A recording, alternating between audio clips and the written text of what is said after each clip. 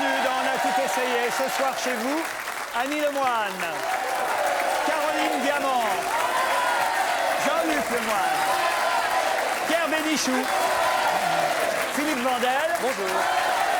Et Isabelle Alonso. Ceux qui sont présents ce soir sont ceux qui ont pu résister au froid de l'anniversaire de Christine Bravo. Moi, j'ai quasiment plus de voix. Tiens, m'en excuser, on a mis le micro très très fort, mais il faisait tellement froid, parce qu'elle a fêté ses 50 ans samedi soir sur une terrasse où il gelait. Voilà. Je pense qu'elle a voulu achever les uns et les autres pour récupérer la case. Et ceux qui sont là sont ceux qui ont supporté l'anniversaire ou ceux qui n'ont pas été invités. Exactement. Caroline, vous y étiez, vous, hein? Écoutez, je dois dire que notre amie Christine, qui nous fera toujours rire, décidément, avait prévu une petite surprise sur les coups de 23h, à savoir quelques mariachis. Et sa déception quand il s'est avéré qu'il n'était que 4 au lieu de 6. Et c'est une déception qui a fait un running gag, je pense, pendant à peu près 1 heure, n'est-ce Oui, pas? ce que vous ne savez pas, c'est que quand les 4 musiciens, donc mexicains, ou 10 mexicains sont arrivés, il y en avait un de vrai mexicain, sont arrivés, il en manquait donc encore 2. Et à un moment donné, le garçon qui appartenait à la maison voit arriver Philippe Vandel et dit « Ah, vous êtes le 5e mariachi ?» Non. Si, je me suis... Allez, je crois qu'il est temps de passer à la photo du jour. Venons-en à la véritable actualité. Cette actualité, c'est évidemment le football. Avant tout, un des grands suspens du week-end avec Raymond Domenech, le sélectionneur qui donnait sa liste des 23 sélectionnés pour le mondial en Allemagne. Et c'est vrai qu'on était nombreux hier matin à s'être branchés devant Téléfoot pour voir l'annonce en direct à 11h36 précise. Hein. Le Parisien, dimanche, hier matin, nous donnait exactement l'horaire. On était là devant notre poste, sauf qu'on n'a rien vu, rien su tout de suite. Les radios ont même donné la liste avant TF1 parce que ça a été un énorme couac. Je vous propose de revoir les images puisque, en fait, le sélectionneur ne donnait pas les noms, il nous laissait les découvrir sur un tableau que TF1 n'avait pas pensé à filmer de face. C'est ça le problème, regardez, ça s'est passé comme ça. Les défenseurs. La liste, vous l'avez. 8 défenseurs, 6 milieux. C'est moche. Oh là là. Je pense qu'il n'y a pas grand-chose à rajouter, vous les connaissez. On sait ce qu'ils sont capables de faire. Ah non, il n'y a pas grand-chose à rajouter. Ça se passait en direct de Clairefontaine. Clairefontaine, en anglais, Clearstream. Ah oui, dès qu'il y a Claire dans un mot, ça ne le devient plus du tout. Vous avez remarqué, c'est quand même incroyable. Les 2 surprises, en tout cas, ça vous me confirmerez, Jean-Luc, puisque vous êtes notre spécialiste foot. C'est l'attaquant Franck Ribéry et le défenseur Pascal. Demi-surprise, Ribéry. Oui, demi-surprise. Et Franck Chimbonda. Pascal Chimbonda. Pascal, oui, je ne connais même pas encore le prénom. 2 noms que même le général Rondeau n'avait pas donné à l'avance, hein, il faut dire. Alors, ils sont bons? Chimbonda, franchement, on le connaît mal. Il faut savoir qu'il a été élu meilleur arrière-droit du championnat anglais cette année, donc a priori, c'est pas un mauvais. Et Ribéry, tout le monde le connaît, et puis on s'attendait à ce qu'il vienne, on l'espérait même. Donc ça, c'est plutôt une bonne surprise. Il y a un truc qui est quand même terrible, c'est que même les joueurs apprennent leur sélection devant la télévision. Enfin, Oui, c'est pas comme dans l'affaire Clearstream, il n'y a pas de corbeau. Le corbeau, en football, il est sur le terrain, il siffle le match, vous voyez. Pierre. Moi, ce qui m'a frappé, c'est l'air triste de Domenech, quoi. Au lieu d'être content, c'est quand même le type dont on attend la parole depuis tellement longtemps. Il a pris 23 mecs, tu penses? Qu'est-ce que c'est difficile comme métier pour 50 briques par mois? Qu'est-ce que c'est dur? Alors il est là, comme ça, triste, comme un mec qui attendait les mariachis et qui ne sont pas venus. Non, mais vraiment, regardez-moi ça. Non, mais je veux dire... Allez, on quitte le football. Et à propos du général Rondeau, je vous en parlais il y a quelques secondes, il a parlé ce week-end, à nouveau parlé, c'était une interview exclusive dans le journal du dimanche, mais ce matin, Libération titrait « C'est une discrétion tardive ». Le général tente de rattraper sa bourde. Dans sa dernière version, l'agent secret d'Édouane Chirac et Villepin titrait Le Figaro. Rondeau blanchit Chirac et Villepin, c'est le titre de l'Humanité. Ce qui est sûr, c'est qu'on n'a jamais vu un agent secret parler autant, finalement. Hein, pour un agent secret, à côté de lui, Austin Powers, c'est un mec discret. Annie, Je trouve vachement mauvaise langue. Il y a 2 hommes en lesquels je crois en leur sincérité. Dieu, C'est lui. Rondeau et Van Ruynbeck. C'est les 2 qui me paraissent les plus sincères dans cette histoire. Oui, mais bien sûr. Mais si. non, vous oubliez Nicolas Sarkozy qui a confirmé ce week-end qu'il ne démissionnerait pas du gouvernement. Bon, il faut dire que c'est un peu normal parce que place Beauvau, il y a un écran plasma de 112 cm et le ministre de l'Intérieur compte bien regarder les matchs de la Coupe du Monde tranquille et dans les meilleures conditions. Dominique de Villepin lui a gaffé, ça c'était avant le week-end, vendredi, en s'adressant au photographe qui l'attendait devant Matignon. Le Premier ministre a déclaré, je cite Villepin, « Vous êtes là comme des fonctionnaires, comme des moules accrochés au rocher. » Les syndicats de fonctionnaires comptent porter plainte, ainsi que Stéphanie et Caroline de Monaco. Oh non! Une autre photo, celle du président Chirac, qui a été mis en examen hier à l'hôpital militaire du Val-de-Grâce. Des examens de contrôle. Ah ben, vous allez voir, je fais un peu ce qu'a fait la presse ce matin. C'est exactement ça, puisque 8 mois après son hospitalisation d'urgence, on a les résultats. À 73 ans, le président est en pleine forme. Le Parisien titre ça sobrement. Chirac en pleine forme. Mais Libération précise, Chirac en pleine forme. 3 petits points de suspension. Physique et 20 minutes s'amuse aussi. Jacques Chirac affiche un bon bilan. De santé, moralité, quand Chirac pète le feu, c'est toute la droite qui est incendiée. À gauche, en tout cas, Dominique Strauss-Kahn a tenté, lui, ce week-end, de rattraper son retard de présidentiable sur Ségolène Royal. Il a même joué des muscles, d'après Libération. Il veut exister, dit le Parisien. Et le journal du dimanche nous le montrait, Strauss-Kahn, hier soutenu par Anne Sinclair, dont les plus anciens se souviennent peut-être qu'on la regardait tous les dimanches soirs à la télé. Mais on ne sait plus, c'était dans 7 sur 7 ou Maggie, car on commence à la confondre avec Rosiva. Alors ça, c'est vache. Alors ça, c'est vache. Non, alors ça, c'est dégueulasse. Pour une fois, je me joins. Alors ça, c'est méchant. Vous n'avez pas le droit de dire ça. La photo n'est pas... Ok, elle ressemble un peu à Marthe Villalonga, Non, mais pas c'est la Rosiva. photo, elle n'est pas avantageuse. Oui, Pierre. Non, votre apprentissage chez Fogiel se passe bien. Isabelle. C'est vrai qu'on a eu un peu l'impression qu'il roulait des mécaniques, là, qu'il fait de cette affaire une affaire de largeur d'épaule. Alors c'est peut-être pas à ce niveau-là qu'il faut situer le débat, quoi. D'ailleurs, de son côté, Jack Lang, lui, poussait aussi une grosse colère. Il trouve qu'on voit trop Ségolène Royal dans les médias. Et c'est vrai que Jack, lui, on ne le voit jamais sur un plateau de télé. Il fait jamais une photo people. C'est pas le genre à se montrer partout, Jack Lang. Franchement, s'ils veulent contrer Ségolène Royal au Parti Socialiste, il va falloir qu'ils commencent à trouver d'autres arguments. Il y avait une chose très amusante, c'est que on lit ce matin dans les journaux que Jack Lang en veut beaucoup à Hollande et qu'ils sont à couteau tiré et qu'il lui dit c'est pas comme ça qu'on fait. Alors que hier après-midi, tous les bons téléspectateurs qui ont regardé Michel Drucker ont vu un Jack Lang dont Hollande faisait l'éloge. Seulement comme l'émission. L'éloge dans l'émission de Drucker? Oui, alors, absolument. Alors que comme l'émission est enregistrée le mercredi, c'est donc entre mercredi et dimanche, ils ont dû s'engueuler. C'est pour ça qu'il lui envoie une lettre ouverte au vitriol. Enfin, je trouve ça assez amusant, si vous avez compris ce que je voulais dire. Oui. C'est chose assure.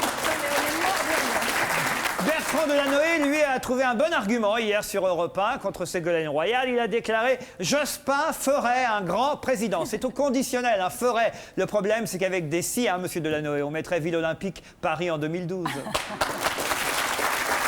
Notez bien que Lionel Jospin a ses chances, après tout. Il a des chances de revenir puisque Michel Polnareff revient, lui, après 34 ans d'absence sur scène. À 62 ans, il vient en effet d'annoncer depuis Los Angeles qu'il ferait Bercy en mars 2007. L'affiche serait déjà prête. Bon, alors évidemment, il a plus tout à fait le même cul qu'avant, mais après tout, le cul de Polnareff, c'est encore mieux que la gueule d'Obispo. Attends. Nous allons maintenant recevoir sur ce plateau Madame Corinne Lepage, ancienne ministre de l'Environnement sous le gouvernement Juppé. Vous faisait partie des Juppettes, en quelque sorte, en 95. Fondatrice et présidente de CAP 21 et ancienne candidate au présidentiel en 2002. Madame Corinne Lepage a, la semaine dernière, annoncé qu'elle se lançait à nouveau dans la course à l'Élysée. Et elle a également sorti ce livre, « Et si c'était elle » aux éditions Michalon. Un vrai roman au travers duquel elle détaille ses idées et les réformes qu'elle engagerait si elle était élue en 2007. Enfin, pas tout à fait elle, mais son héroïne, c'est très compliqué, c'est une sorte d'auto-fiction. Bon, on va essayer d'en savoir un peu plus en la recevant directement sur ce plateau. Voici Madame Corinne Lepage.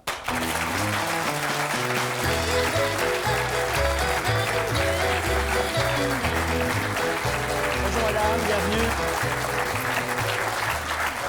Alors vous imaginez le 6 mai 2007, lors des premières estimations à la télévision, 19h59 minutes 55 secondes, 56, 57, 58, 59, hop, 20h, et bon, en gros, on a bien compris, c'est votre visage qui apparaît. Je suis pas médecin. L'héroïne est médecin. C'est une fiction. Oui. Bon, mais c'est vrai que ce sont mes idées qui sont dans ce livre, ça c'est vrai. Mais c'est pas mon histoire, je suis quand même réaliste. Mais ce que je voulais montrer, c'est qu'à la faveur d'un cataclysme, puisqu'il y a une très grosse crise sanitaire, une femme de la société civile, qui ne fait pas partie de la classe politique, qui a envie de faire des choses, arrive à se faire élire. moi ou une autre. Oui. Peu importe, ce qui est intéressant, c'est l'allégorie. Le soir du premier tour, vous obtenez 15,80% des voix, hein, c'est Oui, ça? c'est ça, oui. Et le candidat d'en face, Nicolas Sirtaki. Je vois pas qui ça peut être. Si, le chanteur d'Indochine. Voilà. Je sais Nicolas que Sarkozy Sirkis. avait des origines hongroises, mais grecques, Bref, vous j'ignorais. voyez, on peut rêver, Oui. mais non, chacun peut imaginer qui ça peut être. C'est vrai que j'ai pas cherché à dissimuler vraiment beaucoup. 50-50, quasiment. Hein. Alors après, vous gagnez 50,50 contre 49,50 au deuxième tour. Oui, c'est juste. Et elle gagne parce que ça vous plaira, parce qu'il y a un tel machisme qui s'affiche que toutes les femmes en aura le bol et décident qu'elles vont voter massivement pour cette femme. Tout ça, c'est bien gentil, sauf que vous, en 2002, vous avez recueilli au premier tour, pardon de vous le rappeler, hein, 1,88, oui, je sais bien. 1,88% Et alors, des c'était une voix. campagne qui était très difficile, celle-là ne sera pas facile non plus. Beaucoup de choses ont changé entre 2002 et 2007, ça ne veut pas dire que j'espère être présidente de la République, pas du tout. J'essaye simplement de montrer aux gens qu'on peut essayer de penser un peu autrement que ce que l'on nous dit tous les Annie jours. Lemoine. Ouais, c'est drôlement bien. C'est la façon la plus originale qui soit de présenter un programme. Je trouve ça vraiment très réussi. C'est drôle. C'est drôle. Et puis, c'est un raisonnement qui fait frémir parce qu'on a tous envie qu'une femme particulièrement intelligente, compétente, qui se rebelle contre le système, contre les partis politiques. Vous dites le pouvoir est otage d'une caste technocrato-politique. Effectivement, tout le monde le pense. J'ai la mauvaise a envie habitude que ça de dire ce arrive. que tout le monde pense. On a oui, envie que ça arrive. effectivement. Et puis, en lisant le roman, on comprend pourquoi ça peut jamais arriver, pourquoi ça n'arrivera sans doute jamais. Mais Enfin, oui, en tout cas, pas mais maintenant. c'est aussi une manière de Donc, c'est vachement responsabiliser bien. les gens. Oui, oui. Leur dire attendez, vous pleurez toute la journée, mais prenez-vous un peu en charge. Vous avez un bulletin de vote, faites-en quelque chose d'intelligent. Oui. Et c'est Voilà. très amusant parce que quand même vous faites la destinée de certains. Par exemple, Ségolène Royal, vous dites ouais dommage, elle aurait pu être mon Premier ministre, mais elle a été écrasée par les éléphants. Donc là c'est peut-être. Alors peut-être qu'elle ne le sera pas. C'est un roman. hein. Pierre Bénichou. Mais avouez que votre livre, votre fiction serait plus crédible si vous n'étiez pas de nouveau candidate. Pourquoi? Parce que quand vous dites, vous faites le portrait robot d'une sorte de candidate qui aurait toutes ses chances parce qu'elle est de la société civile, elle est allée au Biafra, elle a fait des trucs, c'est un médecin cancérologue, c'est que bon. Si c'était simplement une invention, tandis que vous, là, vous êtes vous-même candidate. Oui, et alors? Donc, on est bien obligé d'essayer de retrouver des traits. C'est une de votre- manière autre. Bon, je ne suis pas naïve. Non, oui, mais il ne faut pas prendre les lecteurs pour trop naïfs. Et en Mais plus, je vais ils vous dire sont un pas truc, c'est quand ça. on voit. Ils Et sont si pas c'était là. elle, on dit tiens, voilà quelqu'un qui Pierre, roule on pour s'en Ségolène fiche. Royal. Peu importe, on peut dire ce que l'on veut.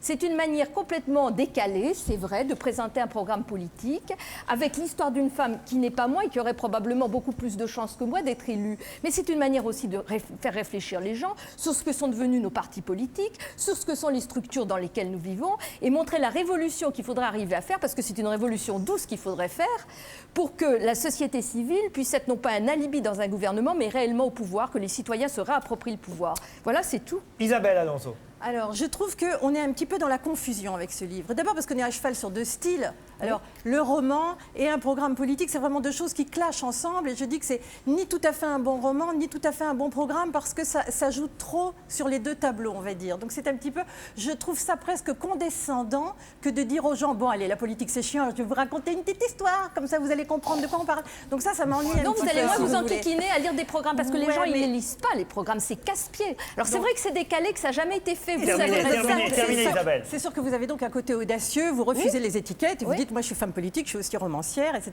Vous dites aussi on peut faire partie de la société civile et pour autant Oui. être un bonhomme ou une bonne femme politique. Oui. Et c'est là que je ne suis pas forcément non plus tout à fait d'accord avec vous parce qu'aujourd'hui il y en a eu des personnalités de la société civile qui ont eu des mandats et on s'aperçoit que la politique est véritablement un métier, que c'est un métier en plus sauvage, un métier de tueur et qu'il faut être méchamment armé pour survivre. Donc si c'est pour se faire éjecter tous les 6 mois parce qu'on n'a pas tout à fait pris conscience de tous les enjeux, c'est pas forcément très intéressant. Deux choses. Premièrement, c'est vrai qu'il y a eu des ministres de la société civile au gouvernement comme il y a eu des femmes, c'est-à-dire des alibis. La société civile a été au gouvernement, elle n'a jamais été au pouvoir, premièrement. Deuxièmement, quand vous regardez ce qui se passe à l'étranger, vous voyez effectivement des gens qui font 10 ans, 15 ans dans la vie civile, puis qui passent 5 ou 10 ans dans un gouvernement, puis qui repartent à la vie civile. Et moi, je préfère ça, très franchement, qu'au carriérisme politique qu'on a chez nous, où les gens commencent à 25 ans dans un cabinet ministériel, terminent à 90 au Sénat. Je ne trouve pas que ce soit un idéal, franchement. Voilà. Votre question, très vite alors. Ma hein. question, donc. Faut pas que votre question soit aussi longue que votre absence de question. Vous dites, je voulais montrer que les femmes capables existent dans ce pays où le machisme règne en politique. Ouais. Donc, vous vous présentez aux élections, vous avez un résultat honorable au premier tour et Ségolène Royal a de meilleurs résultats que vous. Est-ce que, dans l'optique du machisme en politique, vous vous retirez en sa faveur? Écoutez, j'ai absolument pas pris de Vous qui n'êtes position pas de pour le droite. deuxième tour. Mais je dis pas non. Je dis pas non, Vous peut-être. savez, pardonnez-moi, vous savez que vous y serez, vous aurez les signatures. Écoutez, j'en ai déjà un bon paquet. Je l'ai fait une fois, Vous en c'est aviez vrai. 200 la semaine dernière. Oui, c'est à peu Ça a près monté ça. depuis Ça monte doucement. Ça monte doucement. 210 Oui. là aujourd'hui. Oui, non, mais ça monte doucement. C'est vrai que c'est pas facile. 220 depuis qu'on a commencé l'émission. Non, l'autre jour, vous avez dit que j'avais 2 ours. Je voulais vous dire, vous avez tort, j'en avais 3. Ah, vous êtes, alors tiens, voilà, ex-ministre de l'Environnement, je vous pose la question. Vous êtes pour ou contre la réintroduction des ours dans les Pyrénées? Je suis pour, je l'ai fait moi-même. Vous Mais êtes pour? Vous êtes pour? Mais je Vous l'ai n'aurez fait. pas les signatures. je l'ai. Attendez, laissez-moi aller jusqu'au bout. Je l'ai fait. Est-ce que vous en avez entendu parler? Non. Parce que je l'ai fait en concertation avec les élus, il n'y a eu strictement aucun problème. On ne fait pas des choses de ce genre-là sans discuter avec les gens. Je dirais que c'est comme le CPE et le reste. Quand vous forcez les gens à accepter quelque chose sans discuter avec eux, ça ne marche pas. Ah, il y a Donc, des ours qui sont actuellement dans les Pyrénées, dont vous êtes la maman en quelque sorte. Oui, il y en a un qui a été décati parce qu'il y a un chasseur qui lui a tiré dessus. Cannelle, ah, vous étiez la Cannelle. maman, c'était vous la maman Oui. de Cannelle? Eh oui. C'est la maman de Cannelle? Oui. Il y avait un petit air. Famille, hein. Caroline. Moi, j'ai pas trouvé ça confus du tout. En plus, moi, je vous trouve très humble parce que quand on rêve grand. Vous gagnez avec 50,5. Moi, j'aurais fait 75%.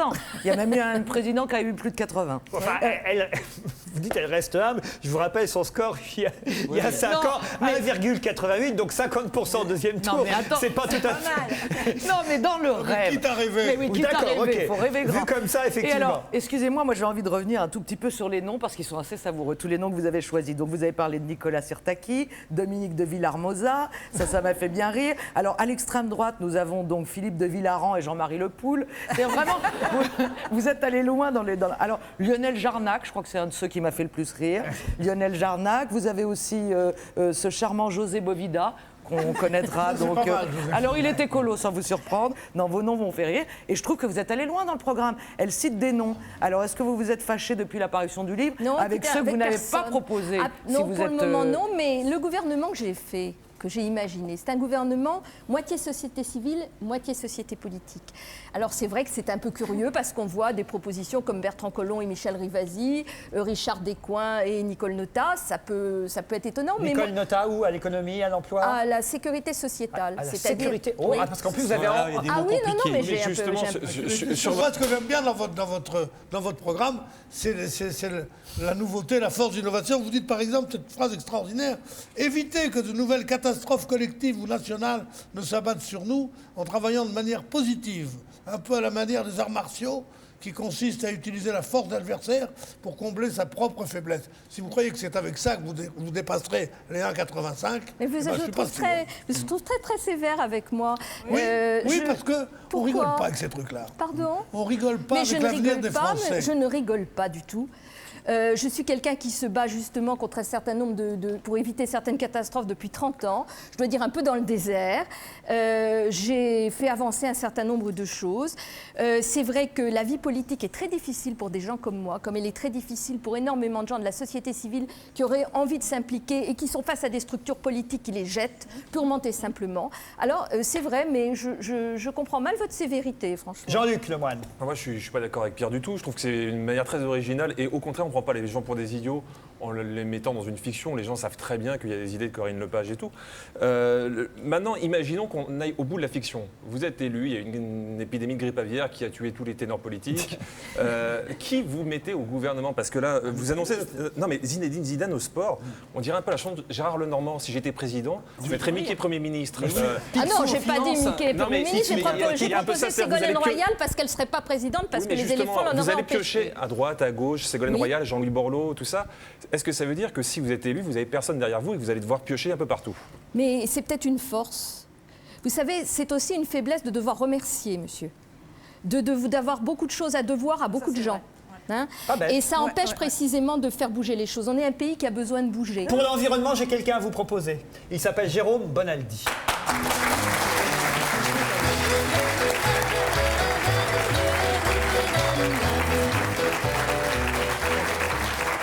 pas par hasard que Jérôme vient sur cette séquence où vous êtes notre invité, parce que ce qu'il va nous proposer, normalement, ça ne pollue pas, c'est bon. C'est écologique tout ce que vous nous Il y a présentez. un lien commun entre tous ces trucs-là. C'est, mais vous l'avez déjà deviné, vous le connaissez, c'est connu mais mal aimé encore, c'est auto-nettoyant. Le plus bel exemple, le plus connu, c'est la vitre.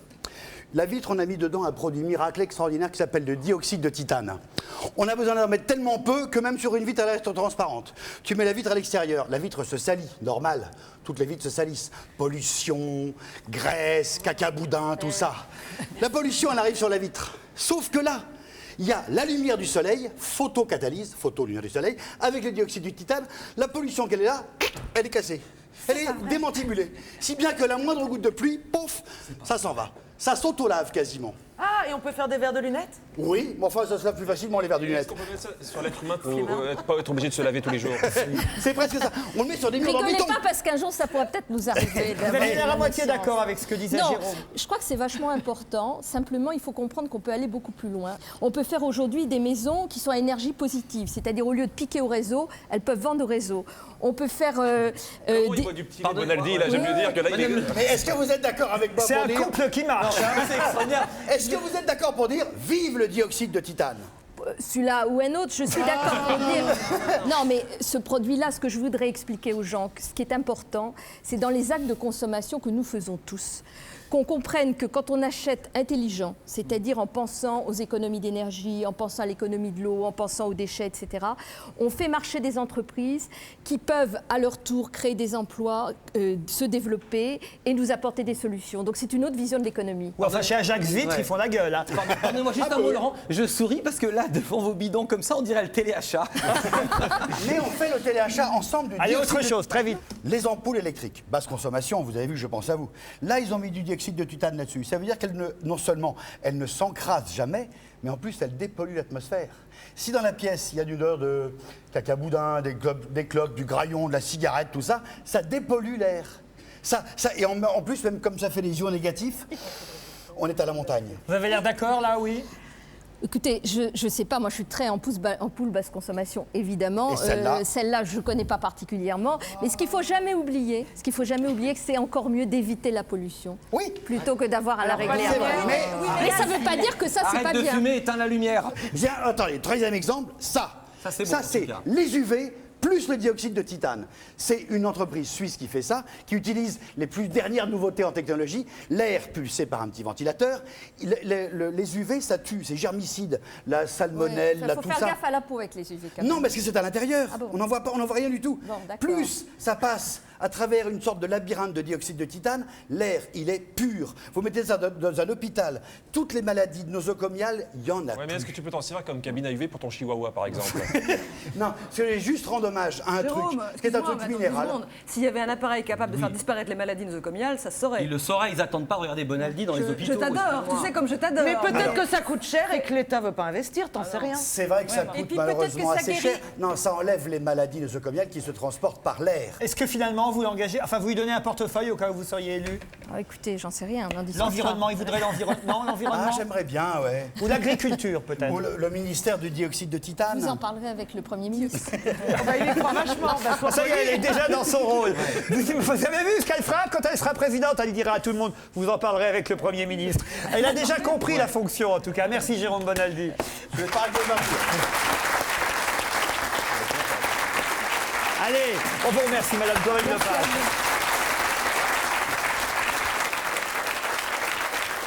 Depuis le 11 avril dernier, la Française Nathalie Guetliff est détenue au Canada, accusée d'avoir enlevé ses propres enfants et de ne pas avoir respecté la garde partagée de Maximilien, qui a 10 ans, et Joséphine, 12 ans, avec leur père, garde alternée avec leur père, Scoot Grant. En 2001, cette femme avait quitté le Canada pour soustraire ses enfants à l'influence, dit-elle, de leur père, adepte de l'Église internationale du Christ, un mouvement religieux considéré comme sectaire chez nous en France, mais pas là-bas au Canada. Le mois dernier, Nathalie Guetliff a été arrêtée à Vancouver et risque aujourd'hui 10 ans de prison. Ses 2 enfants vivent actuellement surveillés par toute une association qui les protège chez leur grand-mère en Ardèche. Pour parler de cette affaire, nous allons accueillir le président de cette association, S'unir pour protéger Maximilien et Joséphine, maître Jean-Louis Berthe.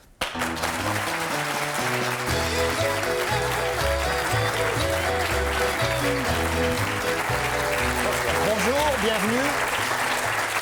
Quand est née cette association que vous présidez, association donc qui compte défendre les intérêts, on a bien compris, de la maman des 2 enfants et de son compagnon d'aujourd'hui, puisqu'elle a refait sa vie et a eu déjà un enfant et est enceinte même d'un deuxième, d'un nouveau compagnon, c'est bien ça? Exactement. Alors l'association est née en mars 2004, quand le premier jugement est tombé qui mentionnait le départ des enfants, qui obligeait le départ des enfants pour le Canada. Mais là, pardon de me faire l'avocat du diable, d'aller contre vos arguments. On est bien d'accord qu'au départ, elle n'a pas effectivement respecté la justice, puisque la garde était partagée entre elle et son premier mari et son mari. Et divorcés, ils sont divorcés, ça s'est passé devant la justice, ils sont bel et bien divorcés, mais puisqu'il y avait garde partagée, les enfants devaient être parfois au Canada et parfois en France. Tout à fait, mais le problème n'est pas un problème de couple ou de divorce, mais le problème est que c'est un couple qui s'est marié en les années 89, il lui était cuisinier, ils se sont mis lui a été rattrapé par la secte en question, l'ICC, et la secte a fait pression à ce moment-là sur la mère, de telle sorte qu'elle a été totalement coincée.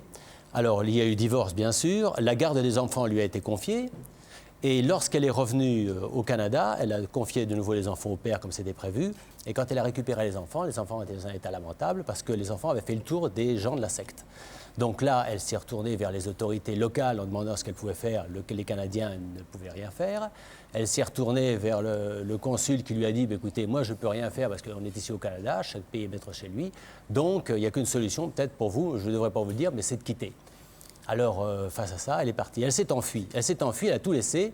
Elle est rentrée en France pour sauver ses enfants. C'est une mère louve, si on veut. Bon, peut-être, mais enfin, elle a quand même eu ce mérite de faire quelque chose. Elle n'a jamais fait partie de la secte, parce que selon les articles, on dit qu'elle faisait partie, elle s'en est sortie. Au début de l'affaire, quand ils ont été accrochés tous les deux par la secte. Lui, donc, la secte lui a promis donc, un changement de travail puisqu'il est devenu conseiller financier. Il en a fait un très bon usage d'ailleurs en spoliant plus ou moins la famille à côté. Mais enfin, ça, c'est un autre débat, on ne rentrera pas dans celui-là. Elle a refusé. Et donc, elle est devenue une impie et les gens de la secte ont fait pression. Ça s'est traduit par la visite du gourou chez elle, puis par l'installation de personnes dans son foyer. Parce que cette secte-là, ça vit extraordinairement en cercle fermé. Les enfants ne peuvent pas faire ce qu'ils veulent, les femmes ne doivent pas travailler. Donc, le fait qu'elle veuille travailler, qu'elle veuille poursuivre des études et des recherches au niveau de la faculté était contraire à l'argument de la secte et du père. Sachant que lui reversait 10% de son salaire. On est dans une province du Canada qui s'appelle la Colombie-Britannique, c'est important de le dire. C'est très important parce qu'ils n'ont pas du tout la même notion que nous des libertés fondamentales. Bon, nous, on est un vieux pays latin où les femmes font un peu ce qu'elles veulent, bon, d'accord. Mais eux, alors là, il est hors de question. Il est hors de question. L'affaire se complique encore quand on sait que, est-ce que c'est vrai ou faux, l'attorney général, donc le patron de la justice, serait le beau-père de Scott. C'est la tournée générale, Bénichou. Ah non, parce que tout d'un coup, je dis tiens, la tournée. Enfin une bonne nouvelle. Non. C'est honteux, mais c'est un pays de droit, le Canada. Ça, c'est vrai. C'est le compagnon de l'ex-belle-mère, donc de Nathalie. Bon, cet homme-là a toujours tiré les ficelles par derrière, y compris au niveau du divorce, parce que quand le divorce a été prononcé, le côté fils, côté de Scott, il y avait un avocat sérieux, etc. Et puis côté Nathalie, il n'y avait qu'un avocat commis d'office. Et sachant, alors là où le monde est quand même petit, c'est que en ce moment, Nathalie est enfermée dans une prison. Et la prison en question, sa ex-belle-mère y a travaillé pendant de nombreuses années. D'ailleurs, pour revenir sur les sectes dangereuses, il ne faut pas oublier que le Canada, cette province du Canada, est la seule à avoir accueilli Raël et son clonage humain. Bon, ils étaient aux États-Unis, ils se sont fait sortir, ils sont arrivés maintenant au Canada. Le premier bûcher humain dans la secte du Temple solaire, ça a eu lieu au Canada. Le deuxième a eu lieu en Vercors chez nous, une quarantaine de morts qui se sont fait brûler joyeusement. Bon, donc vous voyez, il y a quand même un danger. Mais la justice dit, ce n'est pas parce que vous faites partie d'une secte que vous êtes foncièrement dangereux. Alors évidemment, que voulez-vous qu'on fasse? Mais on devrait demander à Bush d'attaquer le Canada, parce que c'est pas possible ce genre de truc. Je pense que... Non mais sérieusement, parce que ce que vous ne dites pas, et pourtant vous êtes avocat... Non, je suis pas avocat. Les colonels à la retraite. Les colonels à la retraite. J'ai dit maître alors que j'aurais dû dire mon colonel. Non. Vous connaissez Rondeau? Bon, alors attendez. Je voudrais vous dire une chose quand même. Je suis très discret. Qui est absolument terrible, c'est qu'il y a une femme enceinte de 5 mois qui est en prison et qui ne voit pas quand elle sortira de prison, puisqu'en juillet. Donc il pourrait peut-être accoucher en prison. Mais tout tout ça à fait. parce que son mari fait partie d'une secte et qu'il refuse absolument de dire les mots qu'il la laisserait sortir. Tout parce à fait. qu'il pourrait le Mais faire. Et ben le salaud est lui, et pas elle. Mais tout à fait. Ça, mais il faut le dire très fort. La vengeance est extraordinaire. La vengeance est extraordinaire parce qu'à chaque fois, quand on reprend les procédures, c'est une procédure très longue. Hein, ça a démarré donc en 91, et puis après il y a eu des tas de faits et de méfaits. Chaque fois qu'il avançait un petit peu quelque chose, c'était pour me la piéger. Et là, il l'a piégé. Il y avait une médiation internationale qui était en cours. Donc il est venu en France. Quand il est venu en France, on ne l'a pas fait aux pattes. On aurait pu s'en occuper. C'est vrai, il faut reconnaître aussi que du côté français, le nouveau compagnon de Madame Guetteliffe est journaliste, ou ex-journaliste du Dauphiné, qu'il a aussi une sorte de réseau et de lobby autour de lui. Il faut reconnaître, donc c'est pas facile de savoir qui dit la vérité dans ces cas-là. Je me fais encore une fois l'avocat du diable, mais c'est pour avoir deux sons de cloche. C'est-à-dire que d'un côté, évidemment, il y a la secte et le mari là-bas au Canada, mais ici en France, il y a aussi le nouveau compagnon de la dame qui est quand même journaliste du Dauphiné et qui possède lui aussi des réseaux. Tu vas comparer. C'est juste pour. Écoutez, c'est juste pour être objectif que je dis ça. Voilà. Moi, j'aimerais bien quand même préciser que cette femme qui est en prison dort, c'est la plus ancienne prisonnière du local, du lieu en question, puisque d'ailleurs j'ai donné l'adresse, si par solidarité vous voulez l'écrire, vous voulez lui écrire, je pense que ça lui a montré le moral à Nathalie qui est dans sa geôle. Moi, je trouve scandaleux qu'on mette une mère, maintenant 36e jour de détention quand même. Trouvez-moi quelqu'un, le moindre ivrogne qui conduit en état d'ivresse et qui, hop, dans les 2 jours est sorti.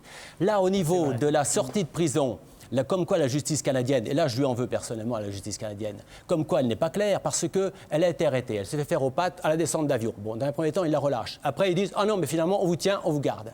Et là, on dit « Il nous faut une caution pour que vous puissiez sortir, avant que le jugement ne passe. » Une caution, donc on réunit les fonds sont expédiés. Et puis après, la justice dit « Non, attendez, et ça ne suffit pas, il faut un surtis », ils appellent ça. Un surtis, c'est-à-dire quelqu'un qui se propose de mettre ses biens dans la balance et qui se propose éventuellement de mettre sa liberté. C'est lui qui va en tôle si jamais il se passe quelque chose. Bon. Alain Juppé qui est là-bas veut pas... Justement, on aurait peut-être dû. Mais enfin, c'est l'autre côté. Mais là, donc il pensait que Nathalie, n'ayant pas beaucoup de relations, ça ne marcherait pas. Manque de peau, le président honoraire de la faculté de Vancouver, se met en avant, dit « Moi, je la connais, j'ai travaillé avec elle, moi, je fais le coup. » Alors à ce moment-là, la justice canadienne dit « Attention, c'est pas un surtis, ça ne s'est jamais vu chez eux, c'est 2. » Alors on va chercher, donc on gratte. Et là on tombe sur l'oncle de Nathalie qui est au Canada, qui est à Vancouver également, qui tient un restaurant. Il dit écoutez, moi je m'y mets. Hop, ça fait 2. La justice met le paquet et elle met en délibéré au bout de 8 jours en pensant qu'il se passerait quelque chose. Et puis finalement non, il la coince. Annie Lemoine. Juste un mot, moi je voudrais juste ajouter à ça la réaction du mari. Quand il a appris que sa femme, enfin du mari, du Canadien, quand il a appris que sa femme était finalement en prison, et il a déclaré c'est une bonne journée pour la justice. Lorsque vous violez la loi, vous devez en payer le prix. Ça veut dire zéro humanité. Elle est effectivement enceinte de 5 mois, elle peut faire une fausse couche demain, tout le monde s'en fout. Alors que cette femme pourrait être en liberté et répondre de la justice de la même façon. Donc, scandale absolu. Lui, son but, ça n'est pas de récupérer les enfants. Vous êtes plein de bonne volonté. C'est pas très simple d'expliquer la situation ici sur un plateau de télévision. Je trouve que quand on vous écoute, c'est très compliqué. Ce n'est pas simple. Mais qu'est-ce qu'on peut faire Juste pour que cette femme réponde à la justice, bien sûr, mais en étant libre. C'est-à-dire, est-ce que par exemple le Quai d'Orsay en France ne s'intéresse pas à l'affaire? Est-ce qu'on peut pas... Le Quai d'Orsay, ils ont d'autres choses à faire, peut-être, mais c'est un cas très... pourrait faire quelque chose, mais apparemment, il y a de l'inertie. Bon, parce que... Donc c'est Philippe Douste-Blazy, le ministre des Affaires étrangères, et M. Clément, le ministre de la Justice. Monsieur le ministre Douste-Blazy, lui, il dit qu'il faut renvoyer les enfants, et puis il compte sur un miracle, peut-être parce qu'il était maire de Lourdes, il compte sur le miracle pour dire les enfants, la femme, on la sortira de prison. C'est pas vrai, elle ne sortira pas de prison. Alors le problème qui est posé en plus, si elle ne sort pas de prison, c'est qu'elle va accoucher sur place. Donc, accouchant sur place, l'enfant lui s'est retiré, puisque dans les prisons, on ne garde pas les enfants. Et là, le compagnon actuel ne pourra pas aller chercher son enfant, parce qu'il sera emprisonné au titre du maintien des enfants. Donc, on est en pleine sauce. Là. Caroline. Oublions les histoires de justice, qui a raison, qui a tort. Oublions l'histoire de la secte. Oublions qu'elle soit partie avec ses enfants.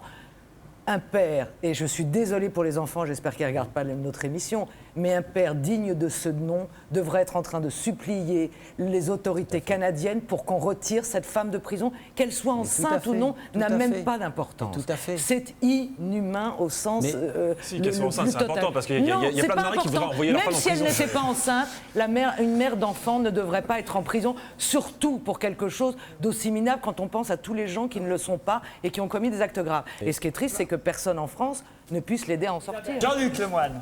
Déjà, on peut regretter que ce soit pas la secte de Raël, comme vous en parlez tout à l'heure, parce qu'au moins Raël, ils sont pour le clonage. Ah oui, on aurait pu cloner les Chacun enfants. aurait eu ses enfants, ça aurait C'est été vrai. bien. Mais là, c'est une secte, et donc il y a visiblement des ramifications un peu partout dans le monde. Et vous avez dit que notamment la branche suisse de cette secte avait essayé d'enlever les enfants. Oui. Est-ce que c'est Alors, vrai? Est-ce que ça a été prouvé? Est-ce que ça ne peut pas jouer pour Nathalie Guettelin, justement dans le ça dossier c'est vrai, ça a été prouvé. En décembre 2001, elle descendait les enfants à l'école. À l'école, à l'époque, il n'y avait pas d'association, il n'y avait rien. Donc elle était revenue en France et elle a repéré sur le bord de la route le gourou, Tom Krierman, un nom comme ça, le gourou de la secte là-haut. Elle a dit, mais qu'est-ce qu'il fait ici? Il y a un problème. Donc elle a appelé les gendarmes, et ce sont les gendarmes de notre village de Satilleux en Ardèche qui, avec leur bonhomie, sont venus et sont intervenus parce qu'il était avec deux gourou, personnes. du Canada? Il était venu les chercher de force, ils avaient les billets d'avion et tout, on a tout pris. Donc il était venu vraiment les prendre Non, de mais force. est-ce que Scott Il passait Grant par alors la est Suisse. si important que ça dans la secte pour que le gourou fasse le déplacement jusqu'en France pour Ben, faut récupérer les croire, enfants? mais oui, mais c'est le problème d'argent aussi. Bon, en tout cas, on a essayé de mieux comprendre cette affaire. On espère que très vite vous aurez des résultats. Le jugement, de toute façon, est 36 jours de détention, j'espère que ça ne va pas durer. le jugement est prévu en juillet seulement. Juillet seulement. On va vous remercier pour C'est moi qui toutes vous vos remercie. explications, Monsieur Jean-Louis Berck, qui est donc président de l'association S'unir pour protéger Maximilien et Joséphine. Merci à vous. Merci beaucoup.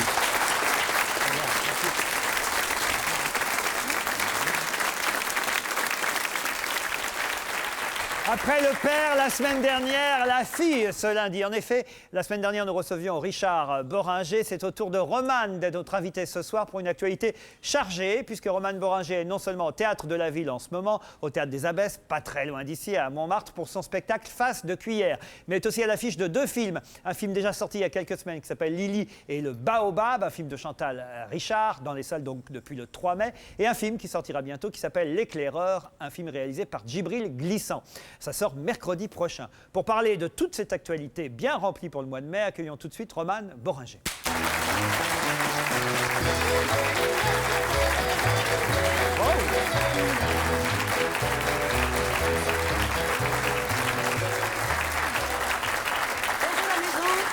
Bonjour. Cette tenue. Maintenant, les spectateurs ou ceux qui ont vu les affiches dans Paris se disent bah, il est tout le temps en survêtement rouge. Non, ça change. Non, ça change. Ça change de l'affiche de Face de cuillère. Alors, quand vous avez vu l'affiche du spectacle pour la première fois, ça vous a fait un choc? Non, c'est-à-dire qu'au théâtre, les affiches sont mises dans le service quand vous n'êtes pas tout à fait encore prêt. Donc c'est très impressionnant de tout d'un coup voir dans Paris des affiches qui promettent quelque chose, quelque part, qui disent voilà, c'est prêt. Alors que nous, on est en pleine déroute, souvent, au moment des répétitions. Ça veut dire en gros, quand vous voyez l'affiche, je ne peux plus renoncer. Voilà, exactement. C'est ça. Et c'est très flippant. Bon, vous pouvez peut-être pitcher la pièce parce que c'est pas facile. Un pitch très sympathique. Oui, parce que c'est Face vrai de que- cuillère est une jeune fille, très jeune fille, une enfant, qui est née un peu de travers, d'où son surnom Face de cuillère, parce que quand on regarde dans une cuillère, on voit sa tête comme la sienne. Voilà, déformée. Voilà. Donc elle est déjà née un peu de travers et elle apprend qu'elle a un cancer et qu'elle va mourir, sûrement. C'est très sympa.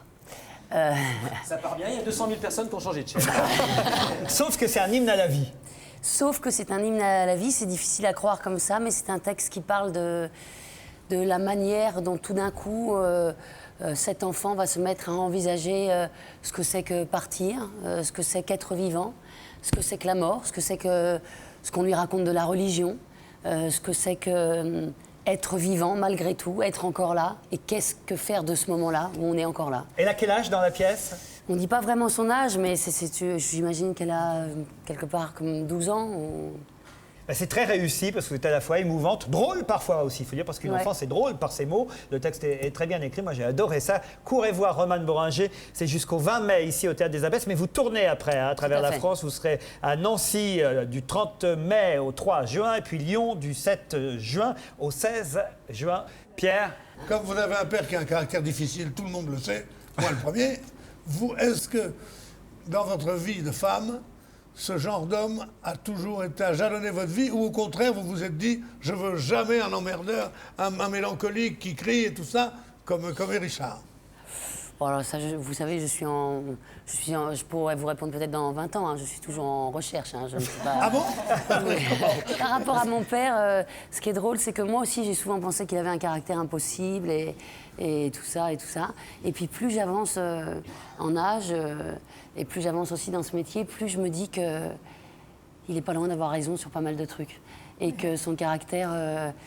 C'est aussi un homme libre, et je m'en rends compte tous les jours. Et la liberté, c'est dans ce métier et tout ça, c'est pas gagné. À l'affiche dans quelques salles de cinéma, encore Oui, Lily et le crois, à Baobab. Paris. Vous l'avez vu, Caroline? Oui, je l'ai vu absolument hier. Alors, comment vous parler de ce film en étant... Non, parce que je voudrais être honnête. Je cherche, moi, quand je vais au cinéma, une certaine futilité, je reconnais. Ouais. Ce film n'est pas futile. La réalisatrice a pris un parti pris. Elle a décidé, par exemple, chaque fois que vous êtes dans un village, dans ce village d'Afrique où vous allez faire un reportage, de ne jamais sous-titrer effectivement tous les propos qui sont pour qu'on se retrouve dans la même situation que vous, à savoir ne rien comprendre à tout ce qui vous entoure. Et donc, il y a des moments où je décroche un peu parce que il y a des plans qui sont longs où on comprend effectivement rien pendant plusieurs minutes. Enfin, mais il y a des images. Vraiment, vous n'avez rien compris? Si, Non, Caroline Gardon, rien. C'est-à-dire que Parce qu'elle n'a pas traduit, mais aussi parce non, que quand je dis c'est on comprend extrêmement rien, simple ce qui se passe. on comprend à ce moment-là plus rapidement que la durée des plans. C'est-à-dire qu'effectivement, on comprend qu'on ne comprend rien, on n'a pas besoin d'un plan de cette... Mais non, mais rien. Non, mais il faut faire attention. Je veux pas avoir l'air méchante. Non, mais il faut faire attention parce que quand on dit on comprend rien, elle a pris aussi le choix de ne pas sous-titrer parce que c'est extrêmement simple ce qui se passe dans le film. Oui, mais on ne comprend rien au propos. Oui, mais le film aurait duré. Si vous voulez, pour moi, c'est un très joli documentaire. Il y a des scènes Ce magnifiques. n'est pas un documentaire, je vous en supplie, je vous en supplie. Et Mais ça parle de quoi? Je vais vous raconter, moi. Mais là, je peux raconter. Ah oui, J'ai d'accord, je compris vous en prie. l'histoire. Ah oui, J'ai compris l'histoire. Bah, laissez raconter Romane. Je vous en prie. 2 secondes. Non, mais c'est une histoire très simple. C'est une jeune femme qui habite à Cherbourg, qui a 30 ans, qui est un peu dans une solitude émotionnelle. Sa vie n'est pas tout à fait encore... n'a pas tout à fait pris jour, quoi. Elle est un peu seule, elle sait pas où est sa place dans le monde, voilà. Et elle va être envoyée de manière absolument pas émotionnelle ou humanitaire, ou absolument pas, vraiment pour un travail, parce qu'elle est photographe pour la mairie, dans un très petit village rural du Sénégal, où elle va arriver dans une vie qui est très différente de celle qu'elle connaît, c'est-à-dire une vie communautaire, et où elle va rencontrer une femme qui vit évidemment d'une manière presque opposée. Tout la sépare de cette femme, la langue, la religion, qui est très forte évidemment au Sénégal, la culture, ce qu'elle comprend de cette femme, ce qu'elle comprend de ce qui lui arrive, puisque cette femme tombe enceinte et n'a pas de mari, ce qui est là-bas est carrément source de terribles destinées pour cette femme. Et au-delà des mots, au-delà de ce qu'elle comprend ou ne comprend pas de cette société, de cette vie africaine, elle va tisser un lien avec cette femme et l'accompagner dans le reste de sa vie, autant que cette femme va accompagner Lily dans le reste de sa vie. Et c'est une histoire simplissime, limpide pour moi. Mais c'est vrai, je suis sûre que vous pensez la même chose. Il n'y a rien d'obscur. C'est une histoire, c'est l'histoire du lien possible entre les êtres, qu'ils soient loin, très près, blanc, noir, qu'on les comprenne pas tout à fait. Il y a quelque chose de la fraternité, du lien entre ces deux femmes qui va naître alors qu'on ne sait pas tout du mystère de l'autre. Vandel, lui, a vu le film qui sort mercredi. Oui, L'éclaireur. Alors, que des films très spéciaux. Alors, j'ai pas aimé. Mais alors, qu'est-ce que c'est bien? C'est absolument formidable. D'abord, je veux dire, l'image est absolument exceptionnelle. Il ne faut pas le voir. C'est pas un téléfilm, il faut voir sur un grand écran. C'est extrêmement bien filmé. Ça se passe, c'est absolument onirique. Ça se passe à Saint-Denis, dans le 9-3. J'avais jamais vu la ville de Saint-Denis faite comme ça. Je savais pas que c'était aussi beau que ça. La musique est formidable, la bande son est formidable. L'histoire est vraiment bien. On a très peur, sauf que c'est une histoire d'esprit. Et moi, je suis un affreux cartésien. Ouais. À part cette chose-là, si ça avait été un polar, j'aurais absolument adoré. Et il y a une scène extraordinaire. Vous êtes divine dans ce film. Moi, je suis un grand fan de Romane Boringer. À un moment donné, le héros du film dit « Mais qu'est-ce que c'est que ces conneries? C'est pas possible, je n'y crois pas. » Et puis elle lui dit... Il joue comme ça, le mec? Non, justement. Je n'y crois pas, mais que se passe-t-il? C'est une très bonne remarque. Et quand Romane joue, on oublie qu'elle joue. On pense que c'est quelqu'un en vrai. Souvent, Elle les bons acteurs, c'est comme ça. Oui, et elle dit, mais les esprits... il a le sens du compliment. Attends.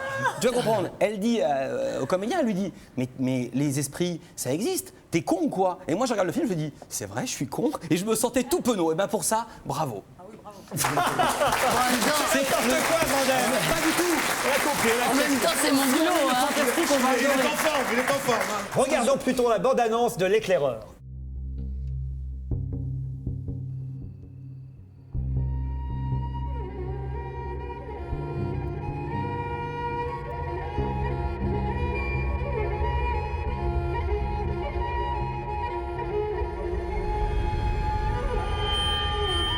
Qu'est-ce qui te prend? Ça va pas? Non, ça va pas. Qu'est-ce qui se passe?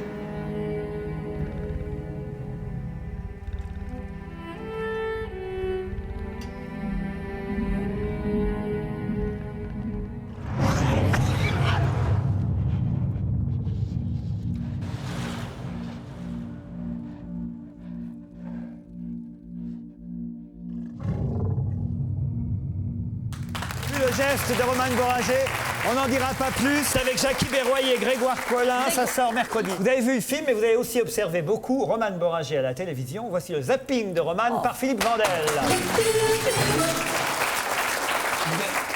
Vous êtes heureuse en ce moment? Ça va. Voilà, je vous demande ça parce qu'il vous arrive de le dire que vous êtes heureuse. Regardez.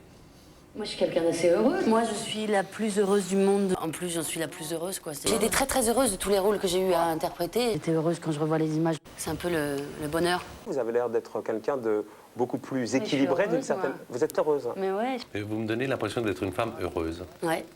Je suis trop heureuse. Oh, Mais non, c'est heureuse. Le bonheur, Béaz. Oh, le bonheur, Béaz. Alors, je sais pas pourquoi on voit si peu dans les films comiques, parce que vous êtes très très drôle, et en plus vous faites faire des économies d'effets spéciaux. Parce que vous êtes doué pour les imitations et pour les bruitages. Oh non, vous savez imiter par exemple Papa, les extraterrestres et même le buzzer dans les jeux télé. Regardez. Parlez-moi d'amour. Bravo.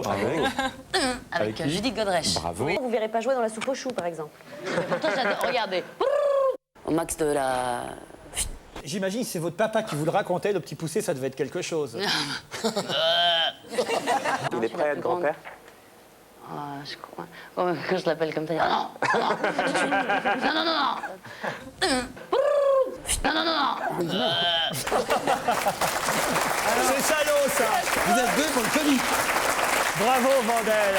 Romane Boranger, une femme heureuse. Tu es heureuse, là, ce soir? Oui, ça va, oui, oui. Ça va, bon, alors très bien. Vous pouvez aller l'applaudir dans Face de Cuillère, à Paris actuellement, au Théâtre des Abbesses, c'est jusqu'au 20 mai, dépêchez-vous. Et après, elle sera à Nancy, puis à Lyon, ou alors dans les salles de cinéma, des mercredis dans l'Éclaireur. Et si en juillet, vous avez envie d'aller au cinéma, il faudra attendre début juillet pour aller voir l'autre film qui s'appelle Qui m'aime me suivent. Voilà, il y en a tellement. Après Nos enfants chéris, voilà, Qui m'aime me suivent. Il faut vraiment s'y retrouver en ce moment. Hein. Mais allez la voir sur scène de toute façon. Après, on me dit toujours, vous n'êtes pas assez au cinéma, vous n'êtes pas assez au cinéma. Non. Voilà. Et puis vous allez même être dans le qui a vu qui a vu quoi.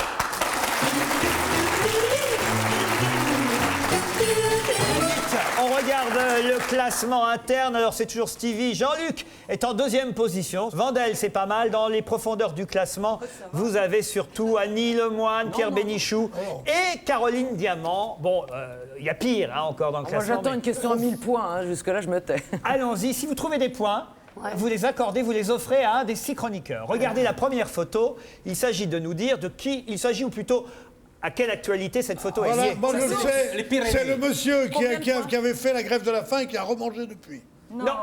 Vous Ça pouvez vaut donner 10 le... points. Voilà, ça a un rapport avec les ours et les Pyrénées. Exact. Je reconnais le décor. Je Voilà, sais pas. ça fait 10 points pour Philippe Vandel. C'est un manifestant anti-ours. Ils étaient 5000. Encore 5000 à manifester hier dimanche. Photo suivante sera plus difficile. Moi, qu'est-ce que je dois De faire? quoi Ah ben vous essayez de trouver vous aussi. Par papillon. exemple, cette Oh, photo. mais ça, c'est pas C'est un stage. tatouage. Ça vaut, allez, 20 points. Et non, Laure Manodou, son tatouage. Laure Manodou, c'est le premier Jean-Luc Lemoyne à l'avoir dit. Bravo. Le tatouage de Laure Manodou, qui a multiplié les performances et les records ce week-end. Bravo à notre championne de natation. Photo suivante.